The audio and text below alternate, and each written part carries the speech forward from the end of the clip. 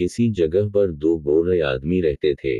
ये बेचारे दोनों एक झोंपड़ी में इसलिए रहते थे कि बहुत गरीब थे। उनकी बेगमात और बच्चे उनसे दूर शहर में रहते थे।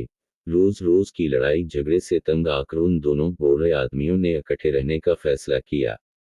ये दोनों इसलिए घर से झोंपड़ी में मुंतकिल हो गए थे ताकि उनका बुढ़ापा तो आराम व सुकून से गुजरे और उन्हें उम्र के आखिरी हिस्से में कुछ तो इत्मीनान नसीब हो।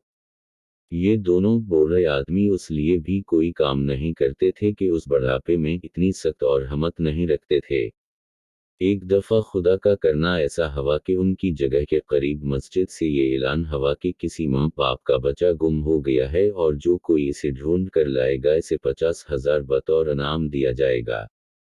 जब उन दोनों बूढ़े आदमियों के कानों तक ये ऐलान पहुंचा तो उनमें से एक ने बच्चा ढूंढने से इनकार कर दिया, जबकि दूसरे बूढ़े ने सोचा कि अगर वो बच्चा ढूंढने की कोशिश करेगा तो उसके वारे नियारे हो जाएंगे और इसे इतना बड़ा इनाम मिलेगा कि वो अपनी बाकी सारी जिंदगी सिकचीन से गुजार सकेगा। चनांचा अगले रोज बूढ़ा आदमी खुद ही बच्चा ढूंढने में शहर जाने की जिद्दोजहद करने लगा और बच्चे को झोंपड़ी से लेकर शहर तक हर जगह तलाश करने लगा। उस दौरान दूसरा बूढ़ा आदमी झोंपड़ी में ही रहा और वो सोचने लगा कि अगर उसका दोस्त दूसरा बूढ़ा आदमी अपनी कोशिश में कामयाब हो गया तो वो अपना नया घर बसा लेगा, मगर इसे नाकामी से दो चार होना पड़ेगा।